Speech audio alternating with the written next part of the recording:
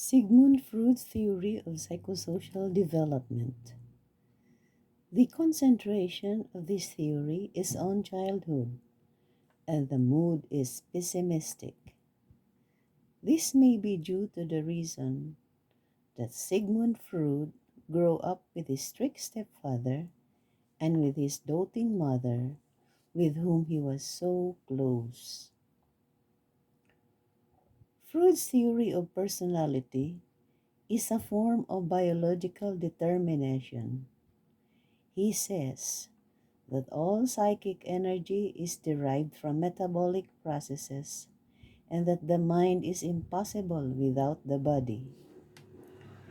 According to Freud, the organs involved in digestion and procreation that are critical to the survival of the organism and the species are also erogenous zones, instinctual sources of sexual pleasure.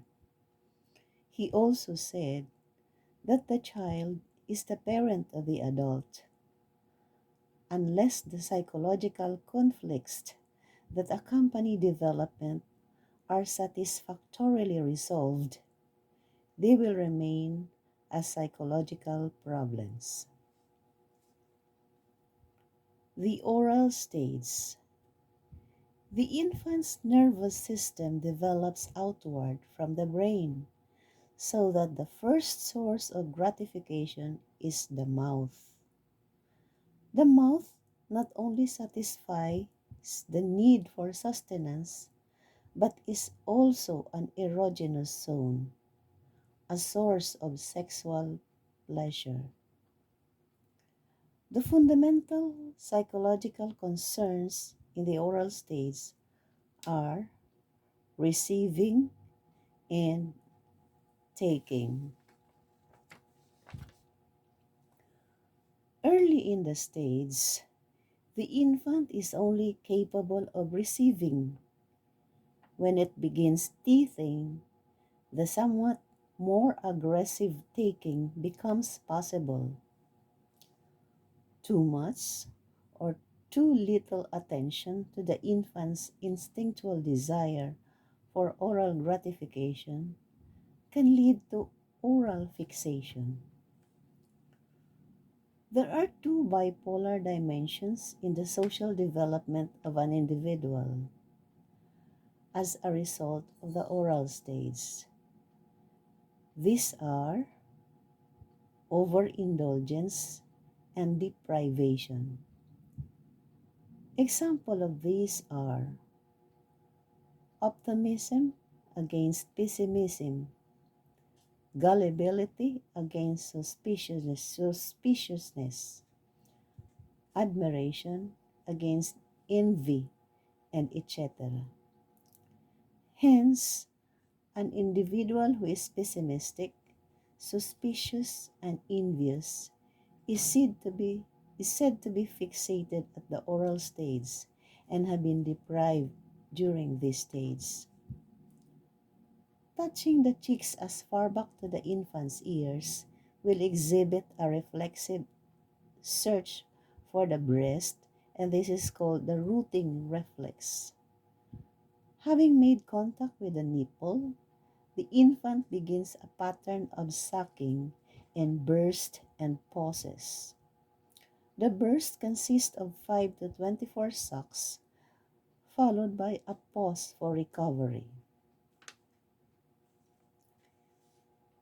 The anal stage.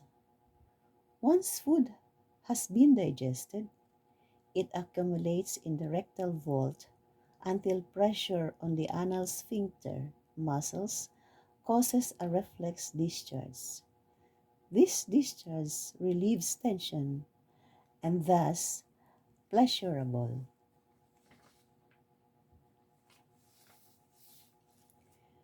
The second source of gratification for the child is the anal stage. In this stage, the release of feces is a pleasurable experience for the child. The source of conflict is the parent's attempts to control it through toilet training. If toilet training is too strict, The child will either hold feces back and become constipated or choose inopportune times to release. The psychological dimensions of the anal stage are giving and withholding. If toilet training is too restrictive, the result can be an adult who is an anal retentive. The anal retentive person exhibits the behavior of being obstinate, stingy, orderly, and meticulous. If toilet training is too lenient, the result can be an adult who is an anal repulsive. The anal repulsive person exhibits the behavior of being acquiescent, overgenerous, messy, and dirty. The genitophallic stage. In the years between the second and fifth birthdays, the child enters the genitophallic stage. In this stage, the genitals become the focus of libido. Boys and girls begin to explore their own bodies and discover that male and female bodies are different and begin to consider that interaction between people is sexual in nature. Boys and girls exhibit different behaviors at this stage. For boys discover a pleasure of manipulating his genitals and develops a sexual desire for his mother. This desire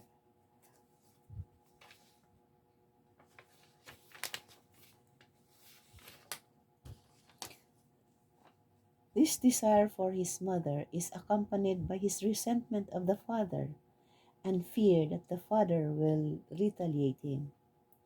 This set of feelings, fear and resentment, is called the Oedipus complex. This behavioral manifestation got its name from the hero in Greek mythology named Oedipus, who killed his father and married his mother. The boy's fear for the father is called castration anxiety. This anxiety leads him to repress his desire for his mother. Then this repression lays the foundation for the development of conscience. The boy now identifies or becomes like with his father, or at least like his conception of what his father represents. Identification with the father and with the father's moral standards protects the boy from fears of castration and at the same time enables him to gain vicarious satisfaction from the father's relationship with the mother.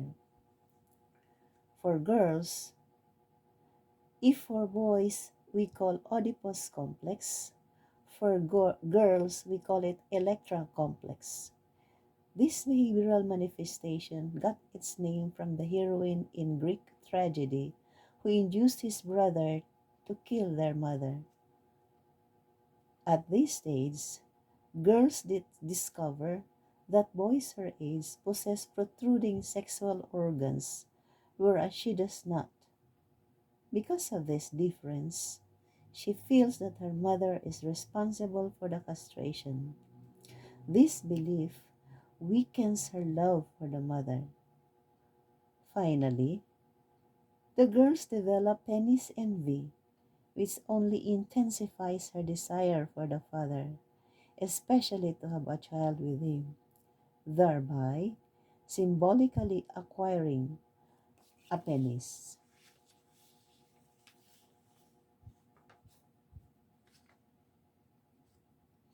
Both the mother and the father resist this idea, and the girl then identifies with her mother in order to gain vicarious satisfaction from the mother's relationship with the father.